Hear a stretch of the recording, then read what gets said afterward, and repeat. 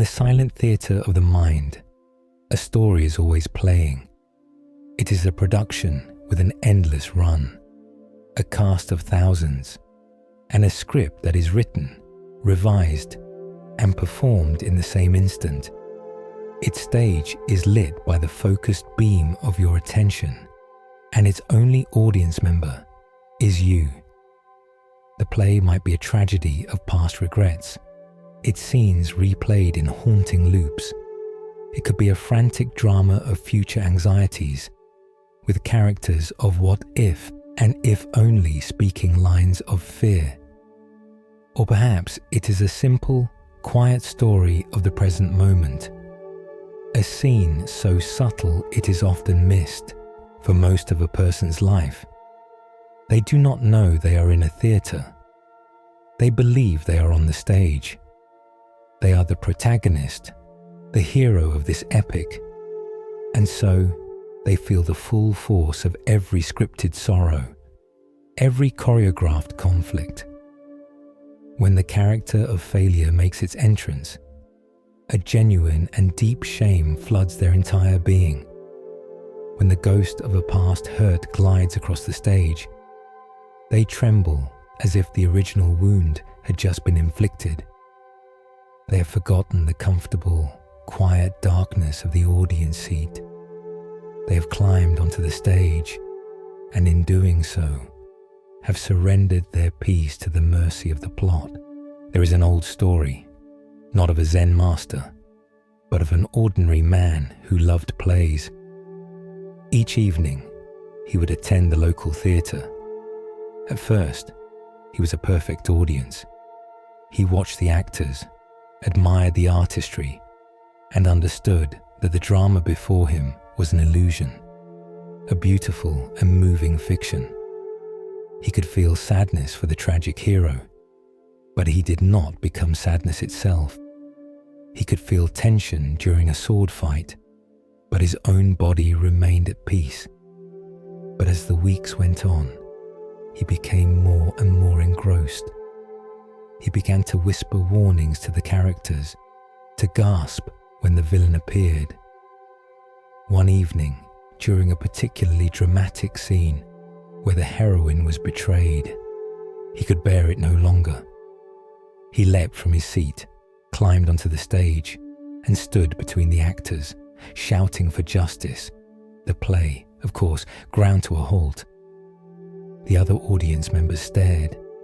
The actors were bewildered. The man had become so lost in the story that he had mistaken it for reality. He had forsaken his role as the watcher and had become a frantic participant in a world that was never truly his. This is the state in which so many of us live. We have leaped onto the stage of our own thoughts. A difficult memory arises, and you are not the one who is aware of a memory.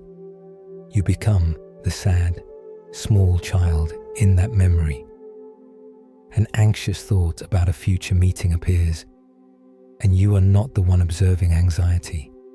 You are an anxious person, your body flooded with cortisol, your heart racing. The ego, that master storyteller, convinces you that its narrative is your identity.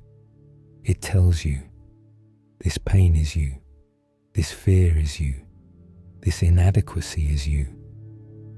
And because you are standing on the stage, under the hot lights of belief, you accept it as truth, the path to peace. The great secret of the sages and the Stoics does not lie in trying to rewrite the play. It does not involve chasing the villain off the stage or forcing a happy ending. It is far simpler, though it requires a gentle and persistent courage. The path is to simply remember your seat. It is to, just for a moment, step off the stage, walk back down the aisle, and settle back into the quiet, stable, ever-present role of the audience. From this seat, the play can continue. The tragedy may still be tragic, the drama may still be tense, but from here, you can see the edges of the stage. You can see the ropes and pulleys in the wings. You can feel the sturdy chair beneath you. From here, you are safe. You are the awareness that holds the play. You are the silence in which all the noise of the mind happens. The pain can be observed, felt, and honored as a profound piece of theatre, but it no longer has the power to define your very existence. It is a scene, not the whole story. It is a cloud, not the entire sky. This is the first step, not to silence the mind, but to change your relationship to it. The actors of thought and emotion will continue their performance. That is their nature. Let them. Your work is not to control them, but to cultivate the stillness of the witness.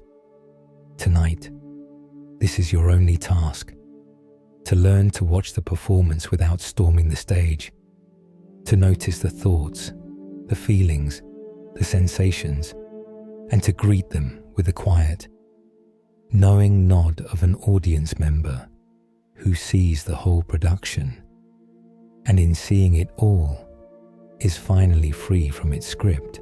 So, find your comfortable space, let the outer world fade, and allow this journey to begin. The mind is like a great and ancient river, flowing since the dawn of your own consciousness. Its current is the steady, silent pulse of awareness itself, the simple fact of being. This river is your fundamental nature. It is deep, it is constant, and its ultimate destination is the great ocean of stillness. Floating upon the surface of this river is a ceaseless procession of boats. These boats are your thoughts, your emotions, your memories, your sensations. They are not the river. They are merely travelers passing through. Some boats are magnificent vessels of joy, with silk sails catching the wind of a happy moment, their decks filled with the music of laughter and connection. Others are heavy, slow-moving barges of sorrow, low in the water, weighted down with a cargo of loss or disappointment. There are swift and menacing warships of anger, cutting through the water with sharp prows of judgment and resentment, their flags bearing the crest of a wounded ego. And then there is the endless driftwood of mundane thought, fragments of old conversations, snippets of a song, plans for tomorrow, bobbing aimlessly on the surface. A person who does not understand their own nature mistakes themselves for the boats. When a barge of sadness appears on the horizon of their awareness, they believe the sadness is them. They reach out, grab onto its cold, damp wood, and pull themselves aboard. They feel the weight of its cargo as their own, and they drift with its slow, melancholic current, forgetting entirely that they are the vast, flowing river underneath. When a gleaming yacht of praise or success sails by, they do the same. They scramble aboard, desperate to feel the sun on his deck, and they try to anchor it to the shore, dreading the moment it will inevitably continue its journey downstream. They live a life of frantic boat hopping, identifying with each vessel, and so their peace is perpetually at the mercy of the traffic on the river. But you are the river. This is the great realization. Your work is not to police the traffic. It is not your job to sink the warships of anger or to capture the pleasure cruisers of joy. To do so is to create immense struggle, to build dams of resistance that only cause the waters of the mind to churn and flood.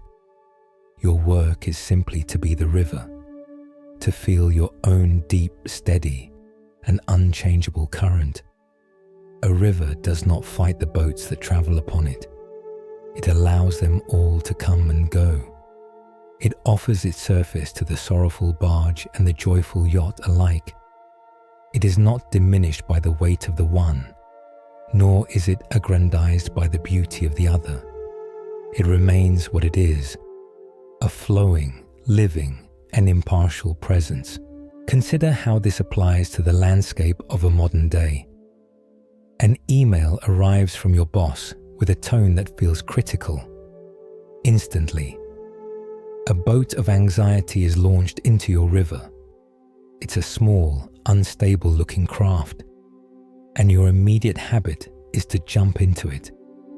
You are now adrift in anxiety. You are no longer a person who is experiencing a thought of anxiety. You are anxiety. You sail this little boat through the rest of your afternoon, seeing everything through its lens. A friendly comment from a colleague seems suspicious. The silence in a room feels judgmental. The boat has become your world. The practice is to let that boat appear and to watch it from the riverbank of your awareness. You see it. You might even note its features. Ah, this is the anxiety boat. It feels familiar. It makes my chest feel tight. You observe it. You acknowledge its presence on your river, but you do not climb aboard. You remain in the vastness of your own being, and you let the boat float by. It may linger for a while, circling in a small eddy, but if you do not give it the energy of your identification, its momentum will eventually be taken by the river's current, and it will drift away. The same is true for happiness. A moment of profound connection with a loved one. A sudden feeling of peace while walking in nature. These are beautiful, light-filled sailboats. The temptation is to cling to them, to cry out, "Stay, don't leave." This clinging, this fear of their departure, is its own form of suffering. It taints the beauty of the moment with the poison of desperation. The practice of being the river is to let this beautiful boat sail through you. Bathe in its light, feel its warmth, cherish its passage, but let it go when it is time. By letting it go freely, you make space for the next one, and the next. You trust the river.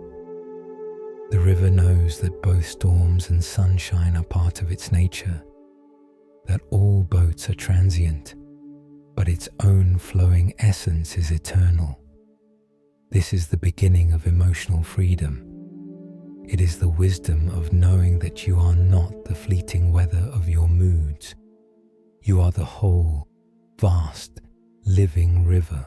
To feel your own nature as a river is a deep and profound peace. But the habit of a lifetime is often not to flow, but to fight. When a boat of pain appears, the untrained mind does not simply allow it to pass. It declares war. It sees the vessel as an invader, a threat to its sovereignty. And in this internal battle, a person begins to inflict a unique and unnecessary kind of wound upon themselves. This tendency is captured perfectly in a simple, ancient teaching, a parable of 2 arrows. Imagine a person walking through a forest. The path is uneven and the light is dim. Suddenly, from the shadows, an arrow flies through the air and strikes them in the arm. The pain is sharp, immediate, and undeniable. It is a shock to the system. This is the first arrow. In the story, this arrow represents the unavoidable, circumstantial pains of human life. It is the illness that arrives unbidden. It is the loss of a loved one. It is the unexpected financial hardship. It is the unkind word from a stranger. These things are, to some degree, outside of our control. They are part of the landscape of existence, the painful realities of walking the path of a human life. A wise person, The teaching goes, feels the sting of this first arrow, and their experience of pain ends there. But an unwise person does not stop there. Reeling from the shock and the pain of the first arrow, they become distraught. In their fear and anger, they cry out, "Why me? What have I done to deserve this? This is terrible. This is a catastrophe." And in that moment of reaction, they pull the second arrow from their own quiver and they plunge it into their arm, right next to the first. This second arrow is suffering. It is not the pain of the event, but the pain of the story we tell ourselves about the event. The first arrow is what happens to us. The second is what we do to ourselves. This second arrow has many names. One is judgment. I am so stupid for walking down this path. I should have been more careful. Another is rumination, the mind replaying the moment of impact over and over again, trying to understand it, to bargain with it, to wish it away. Another is fear. What if the wound becomes infected? What if I can never use my arm again? This will ruin my life. And another is self-pity, the story that the universe has singled us out for a special kind of punishment. We are the archer of this second arrow. The bow is our own reactive mind, and the target is our own heart. You can see this pattern playing out in the smallest moments of your day. You make a mistake on a report at work. The momentary recognition of the error, a flush of heat in the face, a sinking feeling in the stomach, that is the first arrow. It is a clean, simple pain. It is information. But what happens next? The second arrow flies. I am so incompetent. My boss must think I'm an idiot. Then a third arrow of catastrophizing. I'll never get that promotion now. Everyone on my team probably knows I messed up. My reputation is damaged. Then a fourth arrow of shame, causing you to be quiet in the next meeting, to avoid eye contact, to withdraw your creative energy for the rest of the day. The single clean pain of one mistake has been transformed by the work of your own mind into a sprawling saga of professional and personal inadequacy. The freedom that all spiritual paths point toward lives in the space between the first and second arrow. It is a sacred pause. The first arrow strikes. The pain is there. It is real. Instead of immediately reaching for the second arrow of reaction, you can learn to simply be with the pain of the first. You breathe. You acknowledge the reality of the moment. That hurt. I feel embarrassed. I am disappointed. You treat the initial wound with a clean antiseptic of awareness. You allow the raw sensations to be there, without layering a narrative of failure on top of them. You watch the dark boat of embarrassment as it floats on your river, but you do not jump aboard and sail it into a sea of shame. When you do not fire the second arrow, the wound from the first can heal cleanly. The pain is processed and it passes. But the wounds from the second arrow and the third and the fourth, these are the ones that fester. These are the self-inflicted injuries that become our chronic suffering, our anxieties, our depressions, our limiting beliefs about ourselves.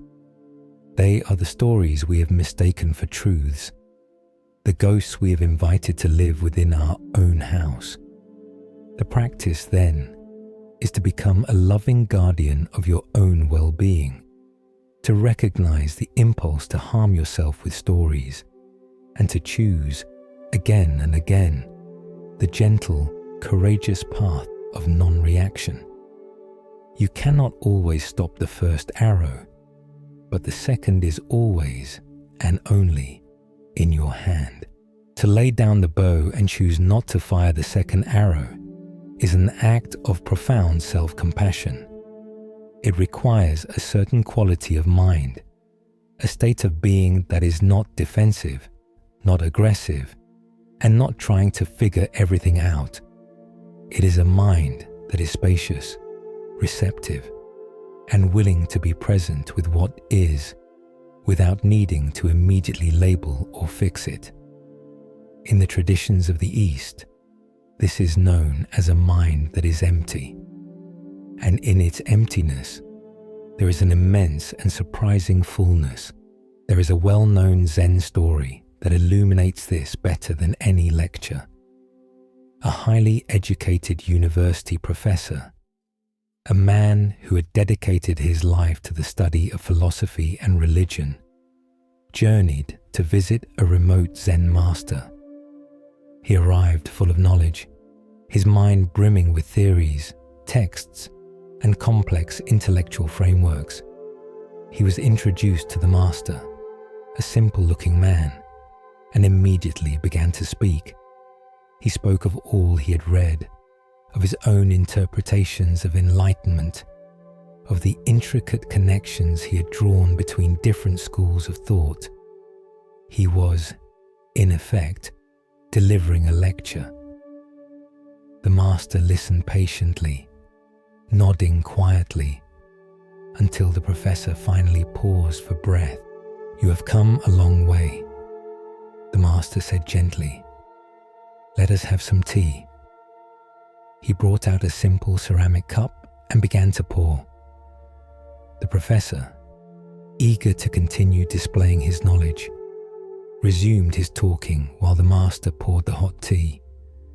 The tea filled the cup to the brim, but the master did not stop.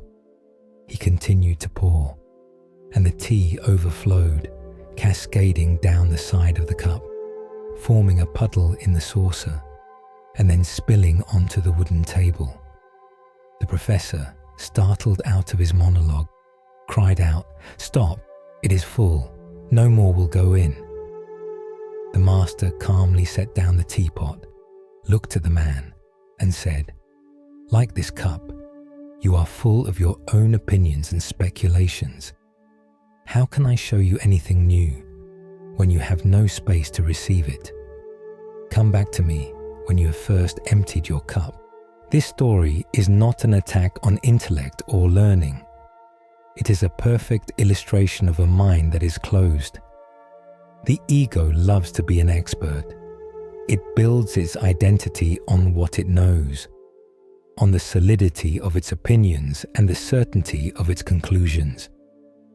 And it is never more of an expert than when it comes to the topic of its own suffering. Your mind has a thick, detailed file on your pain. It has a story for your anxiety, a history for your sadness, and a list of justifications for your anger. It comes to each new experience of these feelings with a cup that is already overflowing with past evidence, diagnoses, and self-judgments. Here it is again, the mind says. My old depression. It feels just like it did last year. It will probably last for weeks. It's because of my childhood. It's because of my brain chemistry. I know exactly what this is. Because your cup is so full of what you think you know, you cannot experience what is. You are not meeting the raw, living, present moment reality of the feeling. You are meeting your memory of it, your concept of it, your label for it. The label is not the thing itself. The diagnosis is not the raw sensation. And so, you are trapped, not by the feeling, but by the fullness of your own cup. The practice, then, is to learn how to empty it. What would it be like to meet your deepest pain as a complete beginner? To set aside every book you've read about it, every theory you've formed, every story you've told yourself. To approach this familiar visitor as if you were meeting it for the very first time. This is the essence of what is called Shoshin, or beginner's mind. A beginner does not know the answer. A beginner is curious. A beginner is open. An expert is closed. When the familiar feeling of anxiety arises, instead of reaching for the full cup of "this is my anxiety disorder," you can choose to empty it. You can put down the label and simply ask, with genuine curiosity, what is this? What are the raw physical sensations of this experience right now? You stop telling the story and you start collecting the data. You notice, there is a vibration in my solar plexus. My palms are cool. My breath is high in my chest. My thoughts are moving very quickly. You become a gentle, compassionate observer of a natural phenomenon, rather than the terrified victim of a named condition. In this space of not knowing, something new can enter. The pain, freed from the prison of its story, can begin to move, to change, to reveal its true message, and ultimately to pass. Healing is not found in adding more analysis to an already full cup, but in cultivating the courageous emptiness that allows reality to pour itself in. This practice of emptying the cup, of setting aside all that you think you know, is so central to a life of peace that another powerful image exists to guide us. To cultivate an empty mind is not to wander in a fog of ignorance. It is simply to be open. And for the mind that is open, the world is full of signposts, pointers toward a deeper reality. But there is a great and subtle danger in this, a trap that the human mind falls into constantly. It is the danger of mistaking the signpost for the destination. In Zen, there is a famous saying, "The teaching is a finger pointing at the moon. Do not mistake the finger for the moon." Imagine a wise old teacher and a young, earnest student sitting together on a clear night. The moon is a perfect, luminous circle in the vast, dark sky. The teacher, wanting to share the beauty of this sight, raises his hand and points a single finger toward the moon. "Look," he says softly. The student, full of reverence for his teacher, gazes intently at the finger. He studies its wrinkles, the shape of the nail, the way the moonlight reflects off the skin. He is so focused on the pointer that he completely misses the magnificent celestial body it is pointing toward. The master, seeing this, gently lowers his hand. The student's gaze falls, having never once truly looked up. This is the great human predicament. The moon is reality itself. It is the direct, unmediated, living experience of the present moment. In our journey, the moon is the raw, visceral, pre-verbal sensation of an emotion as it lives in your body. It is the pure energy of sadness or joy or fear before you have attached a single thought or word to it. It is vast, silent, and real. The finger is language. It is every concept, every label, every theory, and every diagnosis. The word love is a finger. The word anger is a finger. The word sadness is a finger. These words are incredibly useful tools. They allow us to communicate, to build shared understanding, to point each other toward common human experiences. But they are not the experiences themselves. A person's life can be spent in a library, studying countless fingers. One can read every book ever written on the topic of grief. One can become the world's leading expert on the neurology, psychology, and sociology of grief. They can analyze, dissect, and debate the finger of grief with incredible sophistication. But all of that intellectual knowledge is not the same as the devastating, hollow, silent moon of actually losing someone you love. To study the finger is not to experience the moon. And yet, this is what we do with our own pain. A feeling of unease begins to stir within you.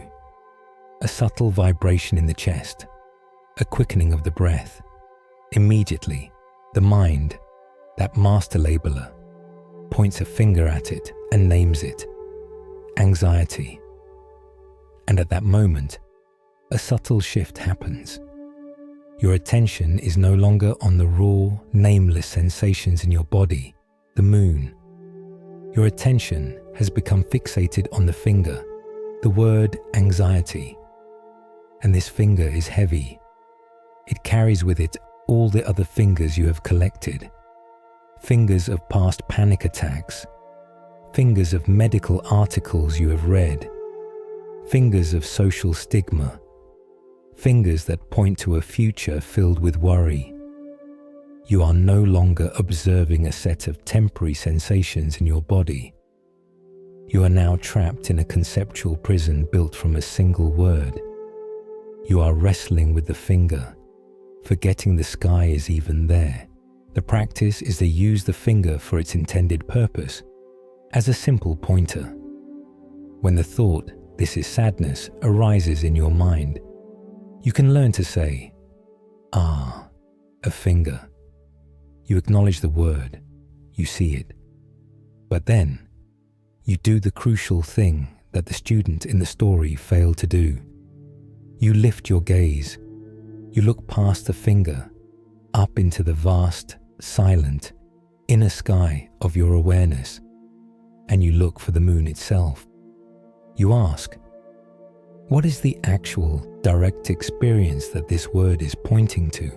And what you find when you look at the moon of sadness is not the heavy, permanent story of sadness. You find a hollowness in the throat. You find a feeling of weight behind the eyes. You find a slowness in your body. You find sensations. That is all. When you look at the moon of anxiety, you don't find the monster of anxiety disorder. You find a buzzing energy in your hands. You find a tightness in your jaw. You find a rapid succession of thoughts that are, themselves, just more boats on the river. By shifting your focus from the finite, solid, and frightening finger of the concept to the vast, shimmering, and transient moon of direct sensation, the pain loses its personal charge. It is no longer my anxiety, a part of your identity. It is simply an energetic weather pattern passing through the boundless sky of your being. You are the sky, not the weather. You are the one who sees the moon, not the finger that points to it. This shift in seeing changes everything. When a person learns to shift their gaze from the conceptual finger of their story to the living moon of direct experience, they make a remarkable discovery. They find that the present moment, even a moment that seems fraught with danger and hemmed in by fear, holds secrets and sweetness that were entirely invisible before. The mind, which is obsessed with the past and the future, overlooks the only place where life is actually happening. This truth is captured in a stark and beautiful Zen story, a parable of ultimate peril and simple grace. A person is walking through the mountains, enjoying the stillness of the high country. Suddenly, they hear a sound behind them, a low growl that makes the air tremble. They turn and see a massive, hungry tiger, its eyes fixed upon them, beginning its charge. Pure instinct takes over. The person runs, heart pounding, breath tearing at their lungs, away from the beast. They sprint through the trees until they reach the edge of a great cliff. There is nowhere left to run. The tiger is closing in behind them. In desperation, they see a thick vine hanging over the edge, and they grab onto it, swinging themselves down into the open air, out of the tiger's immediate reach, hanging there, suspended between the sky and the earth. They catch their breath and look down. On the ground far below, another tiger is pacing back and forth, looking up, waiting for them to fall. Their relief turns to despair. They are trapped. The tiger of the past has driven them here, and the tiger of the future is waiting to consume them. As they cling to the vine, their only support, they notice something that makes their blood run cold. 2 small mice, one pure white and the other pure black, have emerged from a crevice and have begun to gnaw steadily at the vine. It is only a matter of time before it snaps. The situation is utterly hopeless. The past is chasing them. The future will kill them. And the present is dissolving beneath their very grip. It is at this moment, with death all but certain, that they notice something else.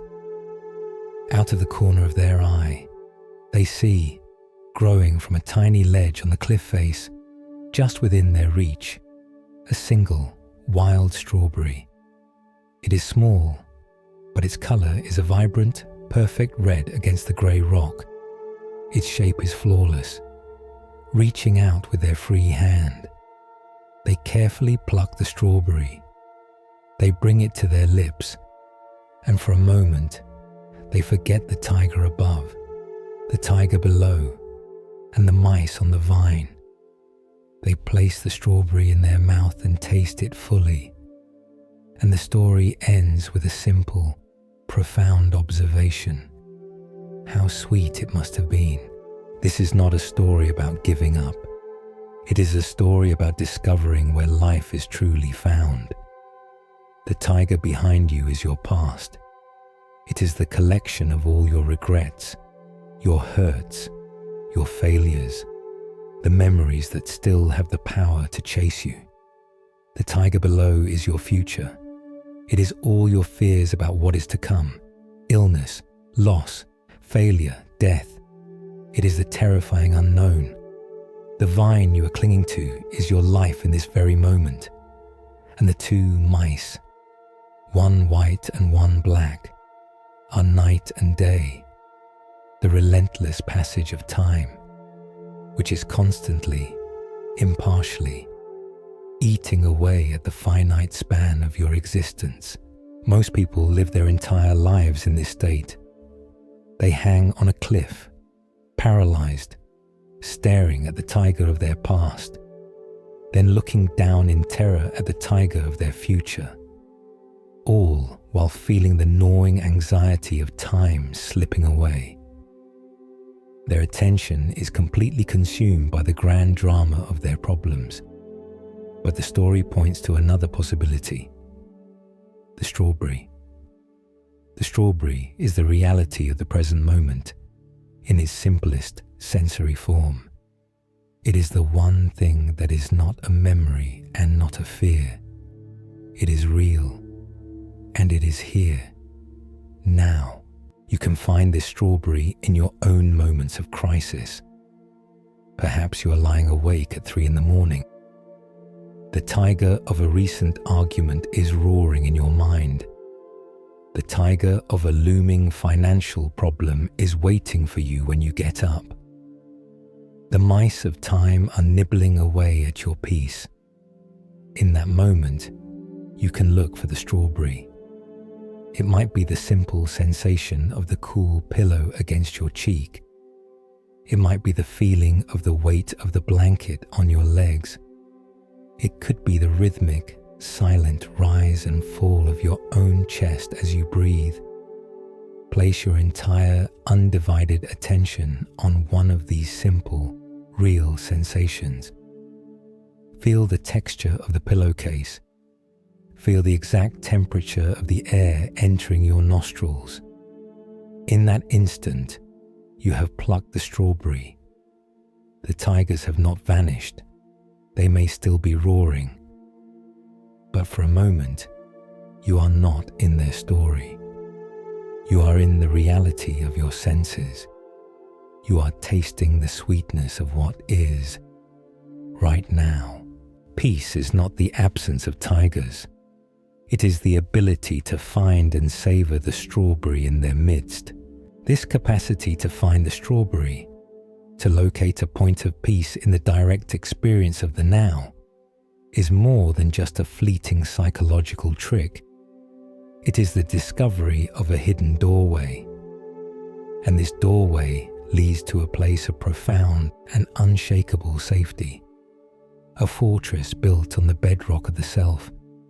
A sanctuary that no external army can ever breach. This is not an idea born in the quiet serenity of a Zen monastery, but one forged in the heart of chaos by a Roman emperor on a battlefield nearly 2,000 years ago.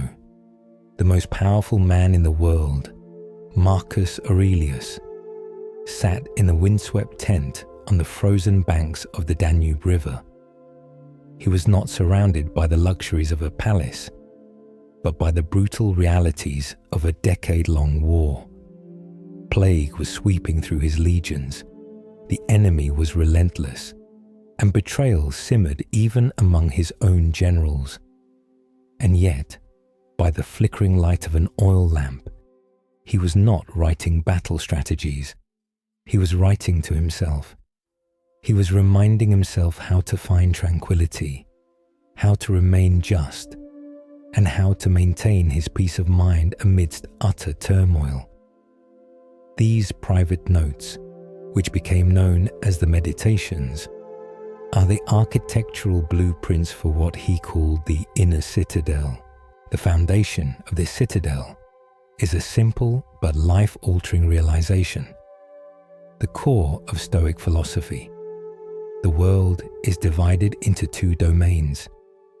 There are the things that are within your control, and there are the things that are not.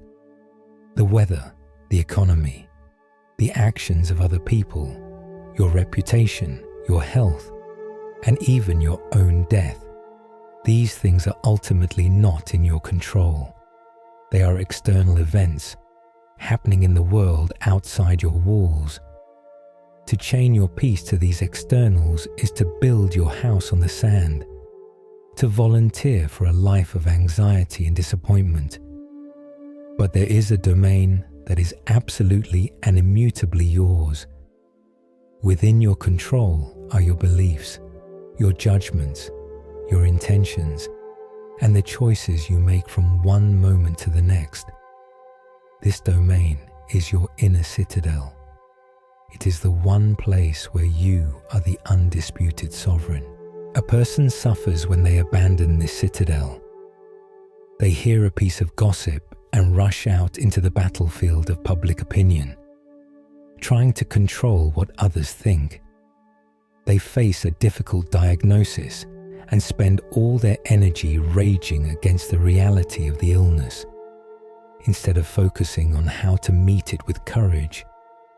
They are like a king who leaves the safety of his fortress to single-handedly fight every skirmish in the muddy fields, leaving himself battered, exhausted, and vulnerable. The wise person, the emperor in his tent, does the opposite. He does not ignore the chaos outside. He sees it clearly, but he makes a conscious choice to retreat into the quiet, orderly, and powerful command center of his own mind to decide how to respond. This ancient practice is not just for emperors facing war. It is an essential tool for navigating the modern world. The battlefield today may be an open plan office. The arrows may be passive-aggressive emails. The roar of the enemy may be the unending outrage cycle of the 24-hour news feed. You are sitting at your desk and you feel overwhelmed. A demanding client, a difficult colleague, a looming deadline. The external pressures feel like they are about to crush you. The habit of the untrained mind is to react, to become the stress, to feel like a victim of circumstance. The Stoic practice is to pause, breathe, and for a moment, retreat to your inner citadel. This is not an escape. It is a strategic withdrawal to your seat of power. You close your eyes for a mere 10 seconds, and you ask the emperor within, what in this situation is truly mine and what is not? The client's unreasonable demands are not yours to control. The colleague's bad mood is not yours. The deadline itself is an external fact. What is yours? Your response is yours. The clarity of your next email is yours. The choice to handle the pressure with professionalism and calm, rather than frantic reactivity, is yours. The decision to take a 5-minute walk to clear your head is yours. From within the walls of this inner citadel, you are no longer a leaf blown about by the winds of circumstance. You are the calm ruler of your own inner kingdom. You observe the chaos outside the gates, and you make reasoned, intentional choices about how to engage with it. The overwhelming storm of everything is going wrong becomes a series of discrete, manageable challenges that can be met one by one. This fortress is not something you need to build from scratch. It already exists within you. It is your innate human capacity for reason, for choice, for conscious awareness. The only work is to remember the path to the gate, to practice the retreat, so that when the real battles of life arrive, you know exactly where to find your sanctuary. From within the calm and sovereign citadel of the self, one learns that ruling the mind is not an act of iron-fisted tyranny. The wise emperor of your inner world does not declare war on every troubling thought that crosses the border. To do so would be to live in a state of perpetual civil war. Instead, the practice evolves. One comes to see the self in a new role, not as a soldier locked in combat, but as a patient and gentle gardener. Imagine your mind is a plot of fertile earth. The potential for anything to grow there is infinite. Seeds are constantly being blown in by the winds of daily life. Seeds of joy, seeds of inspiration, but also the hardy, stubborn seeds of resentment, fear, and self-doubt. A young, distressed student of life might look upon his garden and see only the weeds. He sees the thorny bushes of anger, the creeping vines of anxiety, the bitter roots of past hurts. His first instinct is to fight.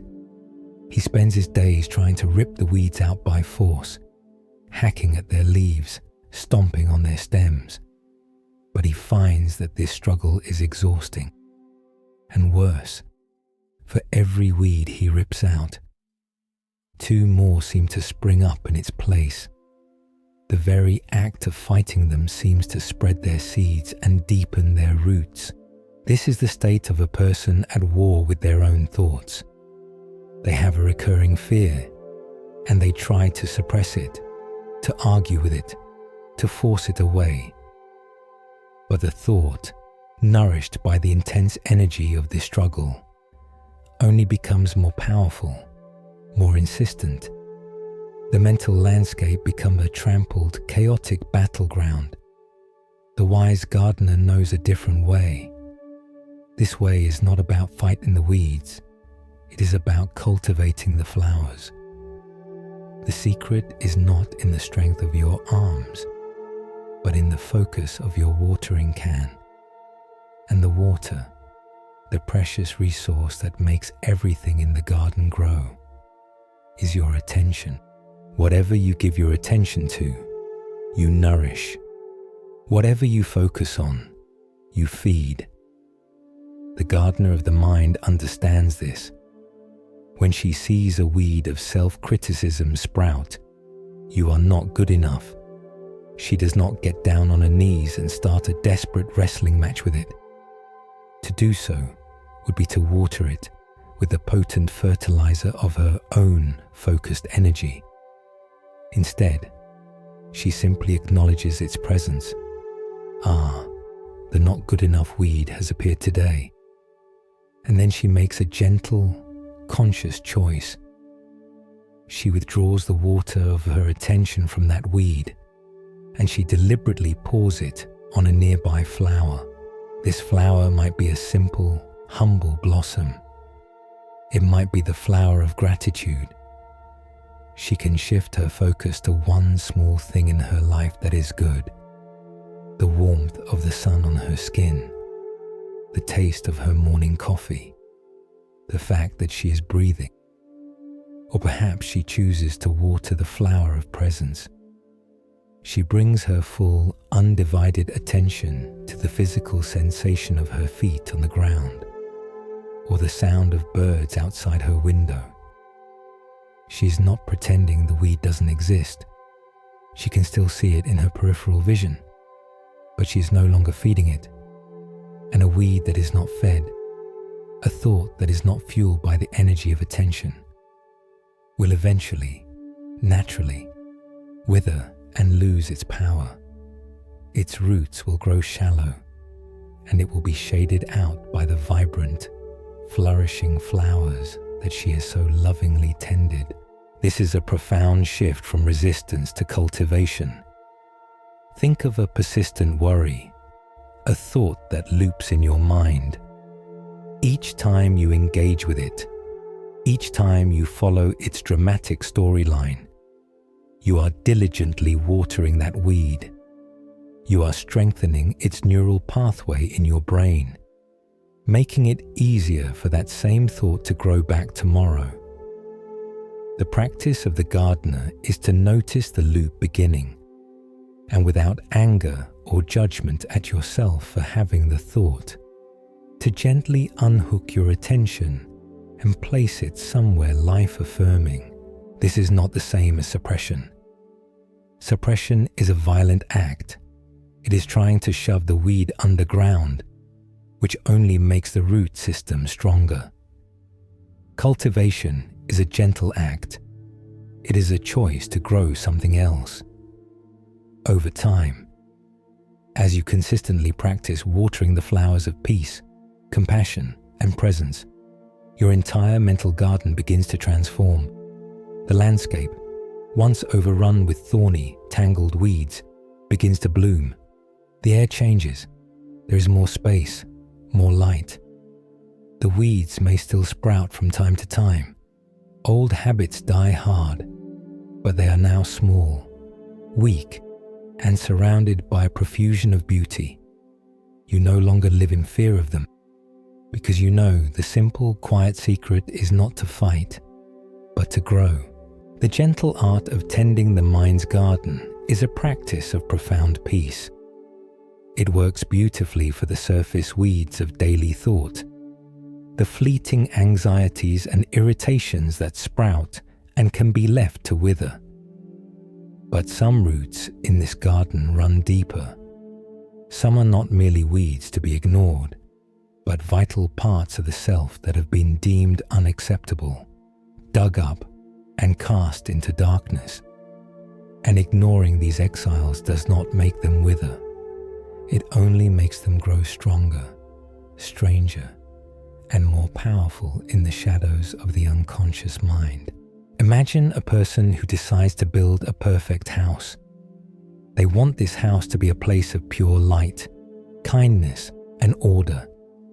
So, they take every part of themselves they find messy, inconvenient, or shameful, their rage, their envy, their deep vulnerability, their raw ambition, and one by one, they carry these parts down into the stone basement, lock the heavy door, and throw away the key. For a time, the upper floors of the house are pristine. They host guests with a perfect smile. Their rooms are filled with pleasant conversation. But soon, strange things begin to happen.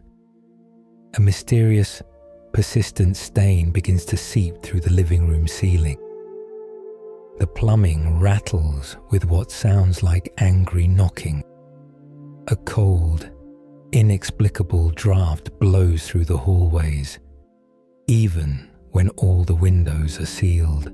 The person, living in their curated world of light, is unaware that the powerful, disowned energies in the basement are now controlling the house's foundation, its wiring, and its deepest structures.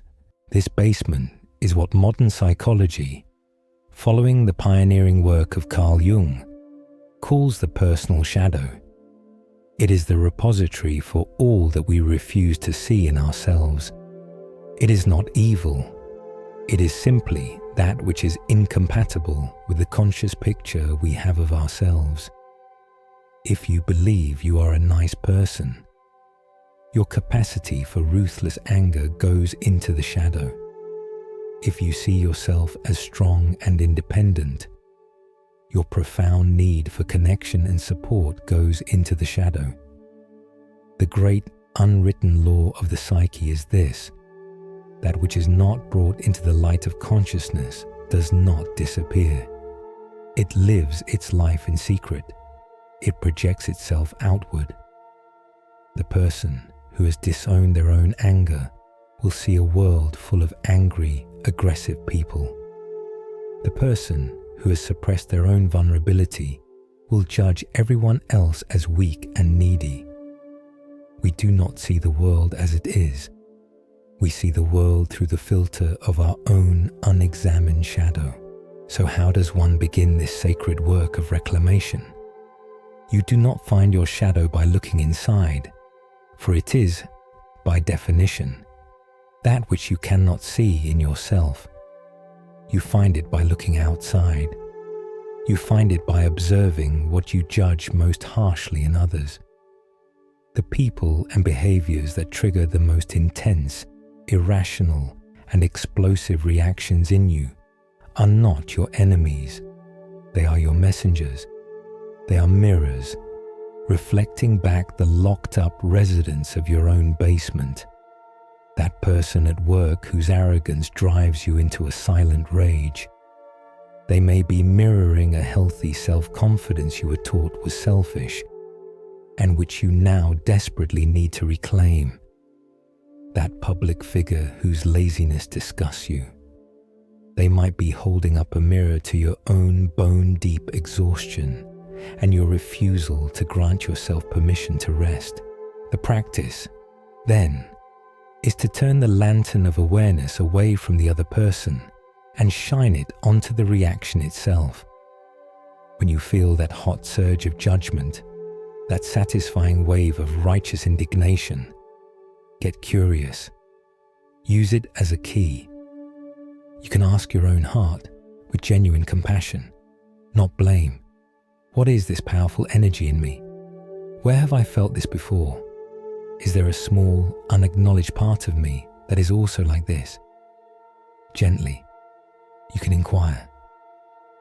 In what way might this quality, which I find so ugly in them, actually be a strength in a different context?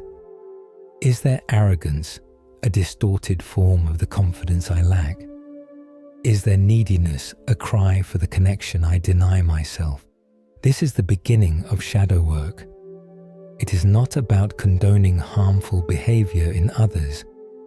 It is about withdrawing the immense energy of your projection from the world and using it to heal yourself. When you can finally look at a trait you despise and say, "Yes, I see that in myself too," a profound transformation occurs. The locked basement door creaks open.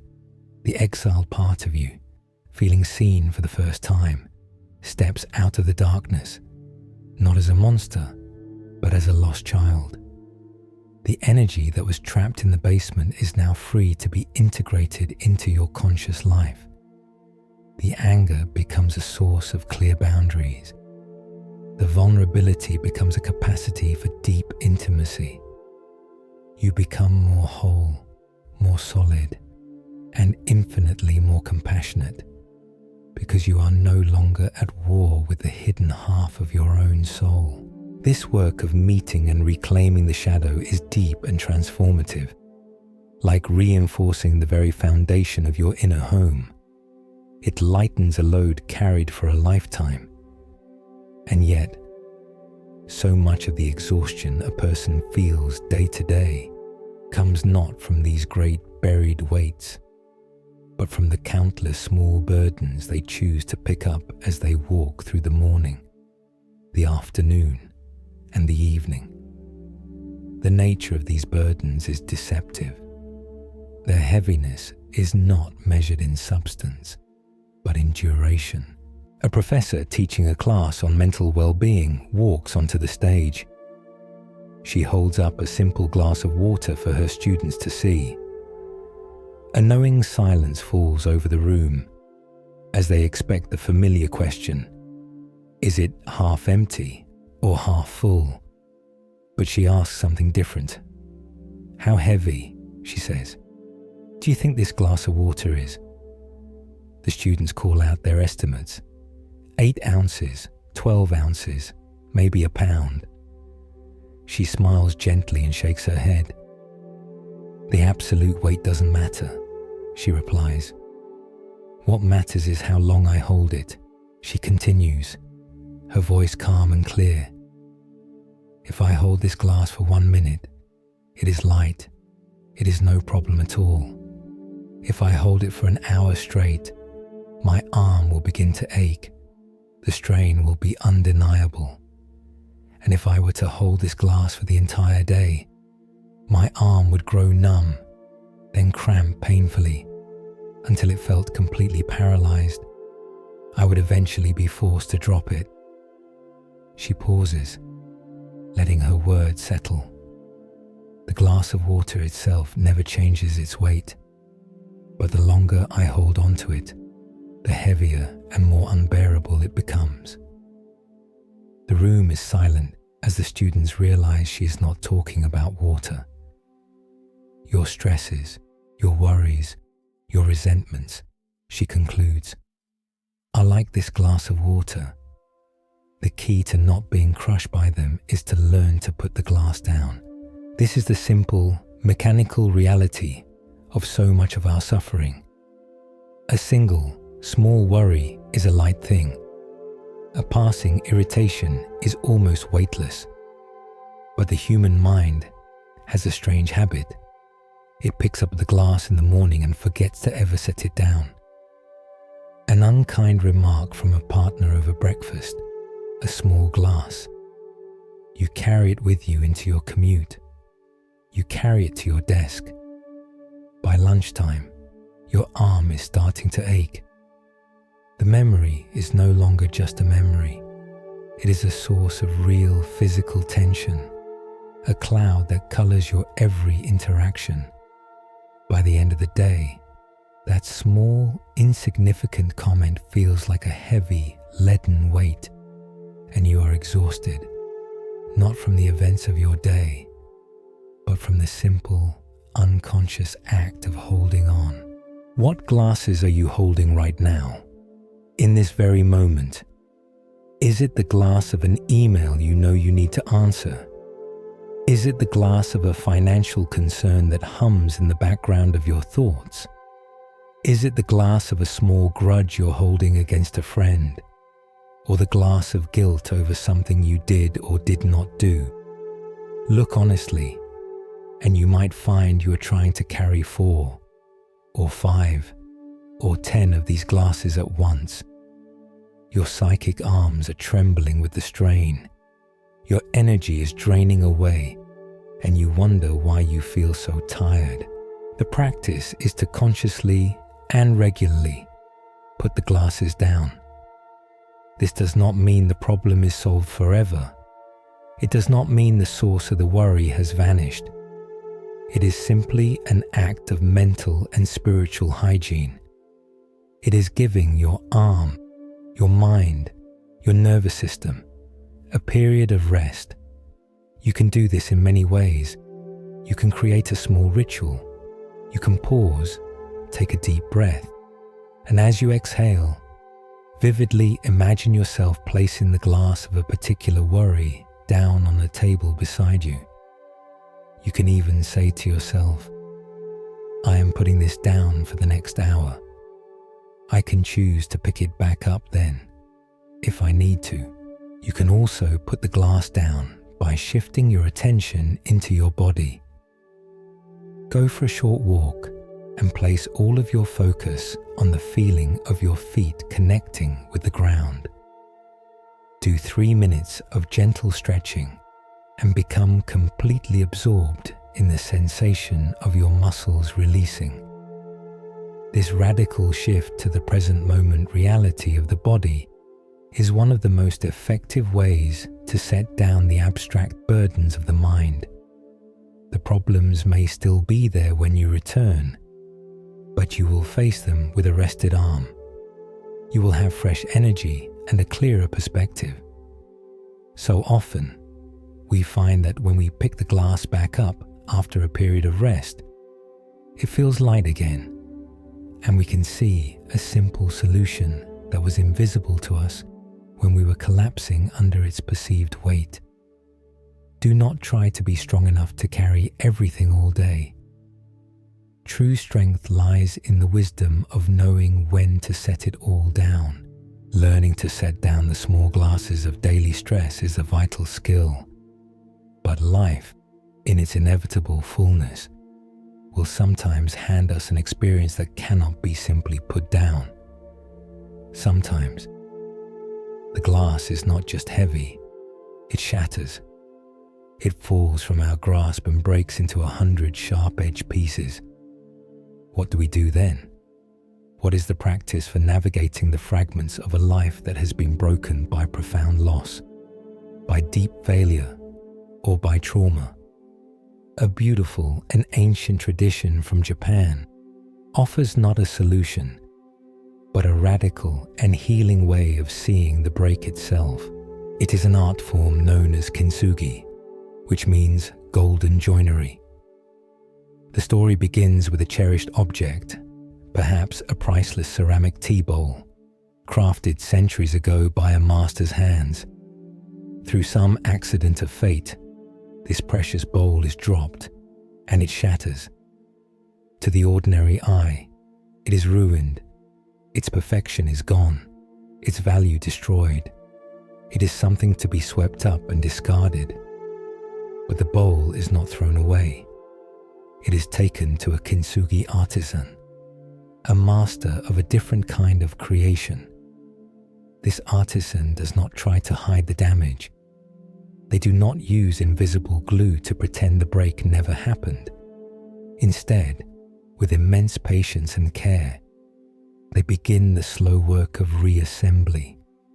They join each piece to the next using a special lacquer, and into this lacquer, they mix fine, powdered gold. When the work is complete, the bowl is whole once more. But it is not the same as it was before. It is transfigured. A network of shimmering golden seams now runs across its surface, tracing the exact lines where it was fractured. The cracks are not concealed, they are illuminated. The bowl's history of damage is not a source of shame, but its most celebrated feature. It has become more beautiful, more precious, and more resilient, not despite being broken, but precisely because it was broken and then healed with loving attention. It now tells a story of survival, a story an unbroken bowl could never tell. This philosophy stands in stark contrast to a culture that worships flawless, unbroken surfaces. In our modern world, when a person's life shatters, the instinct is to hide the evidence. A person goes through a painful divorce, a career collapses, a period of depression leaves them feeling fragmented. Their immediate impulse is one of shame. They feel they are now damaged goods. So they put on a brave face. They learn to talk around the painful subject. They present a seamless facade to the world, while, on the inside, they feel the sharp edges of their own broken pieces. They are trying to piece themselves back together with the invisible glue of denial, hoping no one will ever see the cracks. Kintsugi offers a more compassionate, more beautiful path.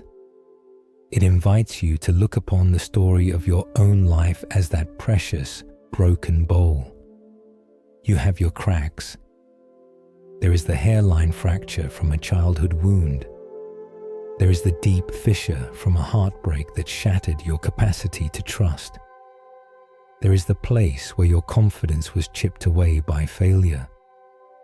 The practice of kintsugi for the soul is to stop hiding these lines of breakage. It is to begin the gentle, patient work of tracing them with gold. And what is this gold?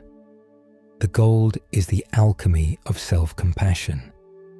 It is the courage to finally look at a past wound without judgment. The gold is the wisdom you extracted from the pain, the lessons about love you learned from the heartbreak, the resilience you discovered in the failure. The gold is the empathy that was born from your own suffering, an empathy that now allows you to connect with others on a much deeper level. The gold is the act of sharing your story with someone who listens with love. It is the work you do to understand and care for your own trauma. Each time you meet your own past pain with acceptance instead of shame, you are applying another layer of liquid gold to the seams. The goal is not to return to the naive, unbroken person you were before. That person, like the original bowl, is gone forever. The goal is to become a kintsugi being, a person who is stronger at the broken places, a person whose scars shine in the light, telling a silent story not of damage, but of the incredible strength it takes to mend. Your wounds are transformed into your wisdom. Your breaks become your beauty, and you become infinitely more interesting, more whole, and more human for having been broken and put back together again with love. The golden art of kintsugi teaches a compassionate way to mend the great fractures of a life. But so much of the mind's landscape is cluttered not by these profound breaks, but by things that are simply over. A person carries past conversations, old slights, and finished arguments with them like heavy sacks of stones, their weight accumulating with each step, long after the road of life has become smooth again. This uniquely human habit of carrying what is finished is illustrated perfectly in a famous Zen story. Two monks, a senior one named Tanzan and a junior one named Aikido, were traveling together on foot. For many hours, they walked in silence. Their journey eventually led them to a river crossing where recent heavy rains had turned the road into a deep, impassable pit of mud.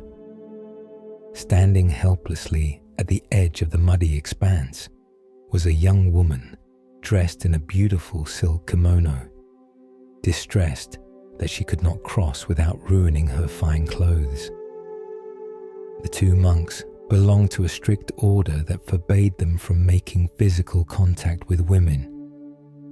The junior monk, Aikido, stood back, observing the rules. The senior monk, Tanzan, however, simply walked over to the young woman. Without a word, he bent down, lifted her into his arms, and carried her with steady steps across the wide patch of mud. He set her down gently on the dry ground on the other side. She bowed to him in gratitude, and he bowed back, then turned and continued his journey. Aikido, shocked and horrified by what he had just witnessed, quickly followed. For the next several hours, the two monks walked on, but the silence was now different. Aikido's mind was a storm of judgment. He fumed internally about his master's transgression. He broke our sacred vows, he thought. He touched a woman. How could he be so undisciplined? The mental argument raged within him, and the weight of his own righteousness grew heavier with every mile. Finally, as they neared the temple where they were to lodge for the night, Aikido could contain his indignation no longer. He stopped, turned to his master, and burst out, "Brother Tanzan, we monks are not to go near females, especially not young and lovely ones. It is a danger to our purity. You know this. Why did you do that back there?" Tanzan looked at the junior monk, his expression one of genuine, gentle surprise. He replied softly, "I left the woman there by the river hours ago. Are you still carrying her?" This story reveals a profound truth about the nature of our burdens. Tanzan performed a physical act. He picked up the woman, and when the task was done, he put her down. The event was complete, finished, and he walked on, free. His mind was as unburdened as his arms. Aikido, on the other hand, performed no physical act at all, but he created a mental one. He picked up the idea of the woman, the judgment of the act, the story of the broken rule, and he carried this heavy, imaginary burden for hours upon hours. His suffering was entirely self-created, born from his refusal to let go of a moment that was long since past. We are, almost all of us, Aikido. We live our lives carrying an assortment of ghosts. You have an argument with a friend in the morning. Perhaps apologies are made. The event is over, but you carry it. You carry it into the afternoon, replaying the conversation in your mind, thinking of all the clever things you should have said. You are still carrying her. You receive a curt email from a colleague. The email took 10 seconds to read, but you carry its perceived tone, its implied criticism, with you into your evening. You let it spoil your dinner. You take it to bed with you. You are still carrying her. A stranger on the internet leaves a nasty comment, a fleeting moment of digital friction, but you carry the sting of it, the injustice of it, for the rest of the day. Your mood soured by a ghost in the machine. The practice is to cultivate the awareness of Tanzan. It is to notice, in the middle of your own inner turmoil, what exactly you are carrying. You can pause, right in the middle of feeling that familiar churn of resentment or that loop of an old grievance. And you can ask yourself a simple question. Is this event happening right now, or am I carrying the memory of it? In that moment of lucid inquiry, you can see the absurdity of your struggle. You can see that you are wrestling with a phantom of your own mind. And with that recognition, like Tanzan, you can say to yourself with a gentle, inward smile, "Ah, I see. I am still carrying the woman." This awareness is the key. It is the space in which you have a choice. You can continue to strain under the weight of a ghost, or you can open your mental hands and gently, consciously, set her down by the side of the road and walk on, free and light, into the clean air of what is happening now. When a person learns to set down the heavy burden of a past event, as the monk Aikido was invited to do, a deeper question can finally surface.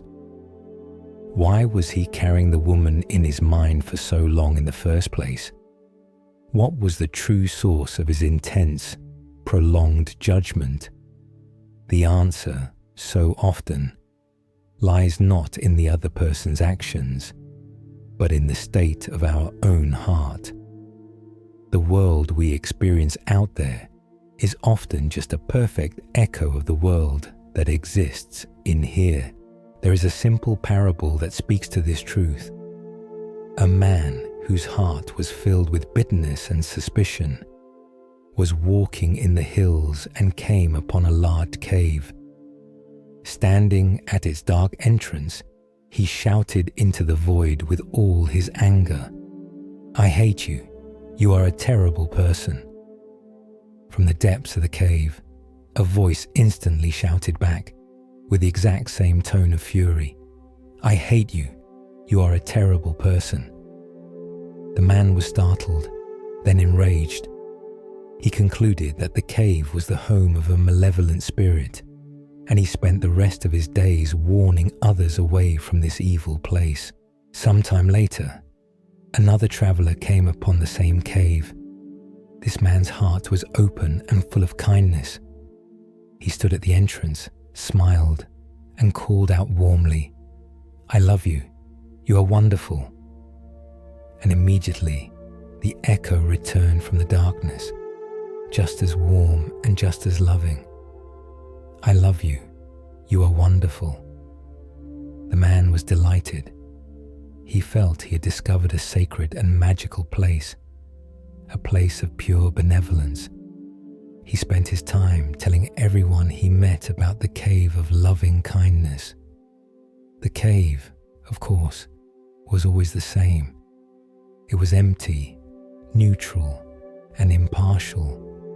It had no opinion.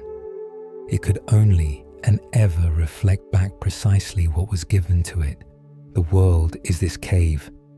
Our minds, our nervous systems, do not grant us an objective, God's eye view of reality. We experience life through the powerful and invisible filter of our own inner state. This is the psychological mechanism of projection. If a person is carrying a great deal of unexamined fear within them, they will project this fear onto the blank screen of the world, and they will perceive threats and dangers everywhere. If a person's inner landscape is dominated by harsh self-criticism, they will constantly hear judgment and disapproval in the neutral words of others. They honestly believe they are reacting to what is happening out there, unaware that they are living inside the echo chamber of their own mind. Their suffering is not caused by the world's hostility, but by the unconscious shout of their own heart.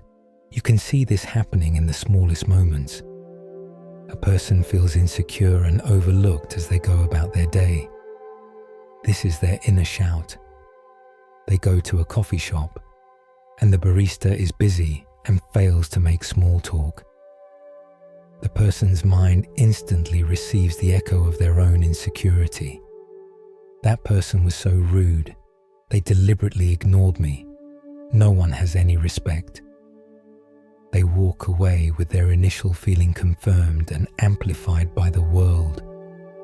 Another person, whose inner state is calm and secure, could have the exact same interaction with the exact same barista and think nothing of it, or perhaps think, "They seem busy. I'm glad they're so efficient." The external event was identical. The inner experience, the world that was perceived, was entirely different. The practice, then, when you find yourself in a world that feels particularly harsh, judgmental, or unkind, is to pause. Instead of getting angry at the echo coming from the cave, you become a detective of the original sound. You learn to trace the echo back to its source. You can turn your attention inward and ask, with genuine curiosity, what am I shouting into the cave right now?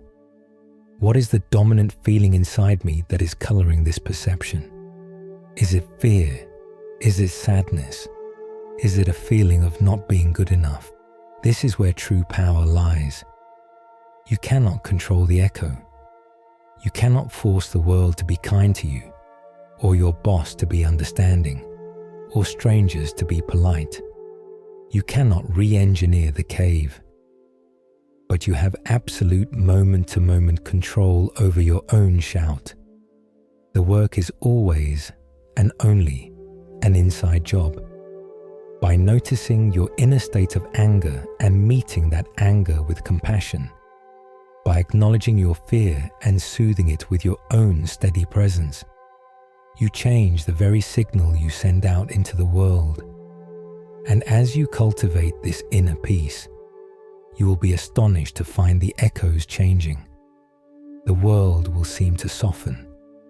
People will appear kinder. The cave has not changed at all, but you have. And in doing so, you have changed your entire world. When a person stops battling the echoes from the cave and turns inward to soften their own shout, their entire strategy for meeting life's challenges begins to shift. They start to question a deeply ingrained cultural myth about what it means to be strong. We are taught that strength is about rigidity, about standing firm like a fortress, about resisting pressure and never backing down. We are taught to be the oak tree, but the quiet, profound wisdom of the natural world teaches a very different and far more resilient lesson. By a riverbank grew a magnificent, ancient oak. Its trunk was thick and gnarled, its roots dug deep into the earth, and its vast canopy of leaves touched the sky. The oak was immensely proud of its strength. It looked down with condescending pity on the slender reeds that grew in the marshy soil at its feet. Poor, flimsy things. The oak would thunder when the breeze blew. You bow and tremble before every little puff of wind. Look at me. I stand firm. I defy the gales. My strength is absolute. The reeds, in their humility, never answered. They simply swayed with the wind. One night, a storm of unprecedented violence descended upon the valley.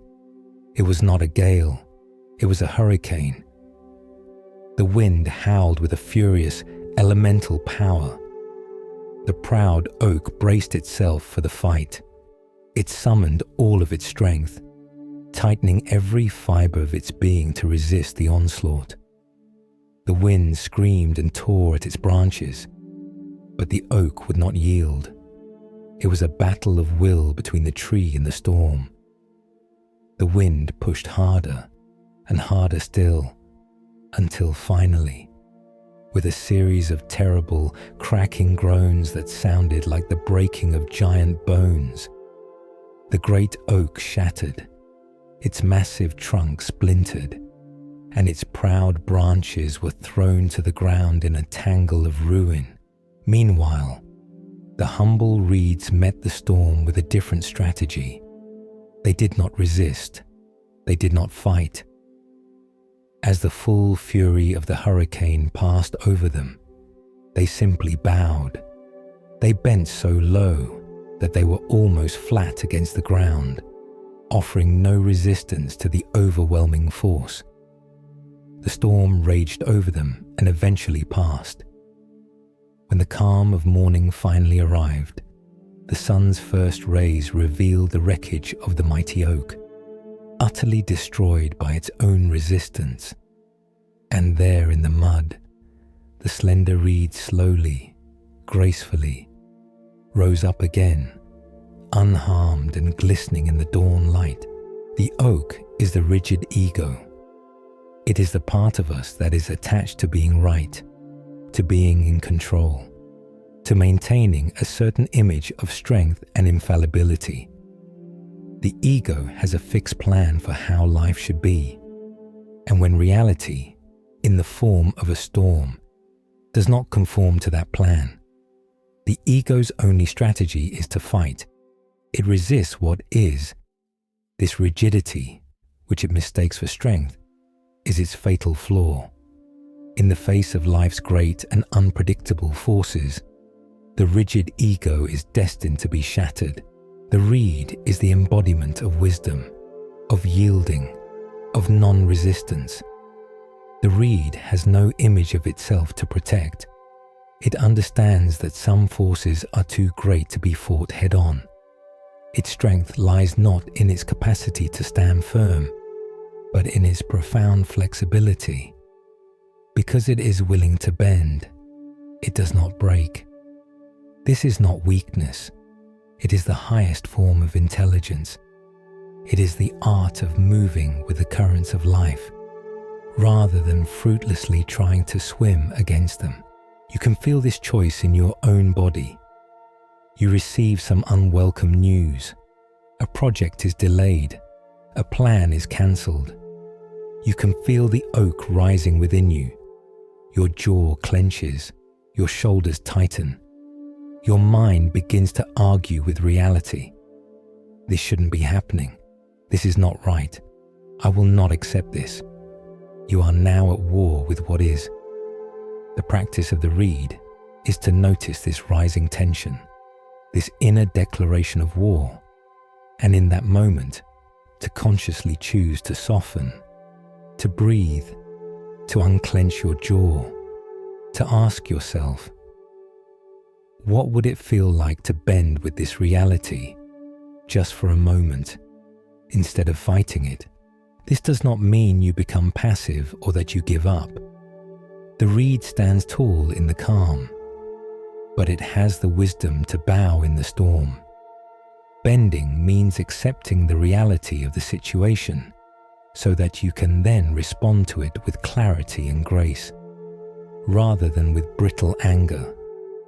In a difficult conversation, to bend is to let go of the need to be right and to listen fully to the other person's perspective.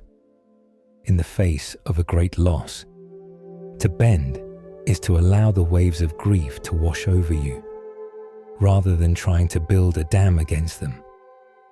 True resilience is not hardness. It is a soft, supple, and alive quality. It is the deep, embodied wisdom to know when to stand and when to bow. This wisdom of the reed, this practice of bending and yielding to the great currents of life, opens the door to an even more profound inquiry. It leads us to ask, what is this great flow that we are yielding to? And who or what are we that are doing the yielding?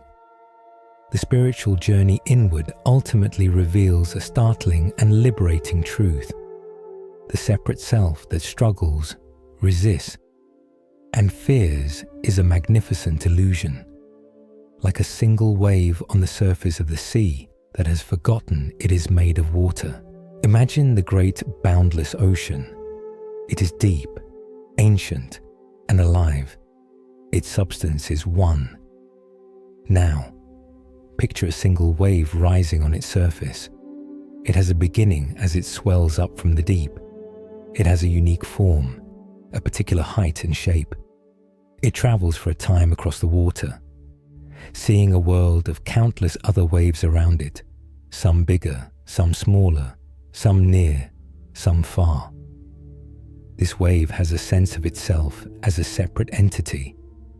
It has an identity, and because it has an identity, it has a fear.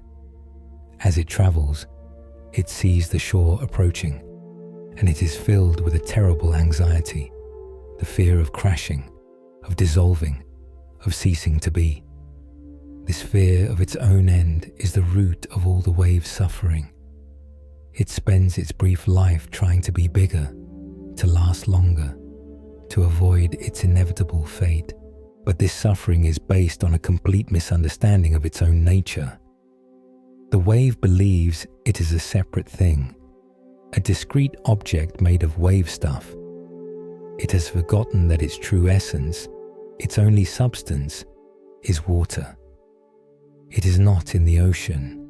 It is the ocean, expressing itself for a moment in the form of a wave.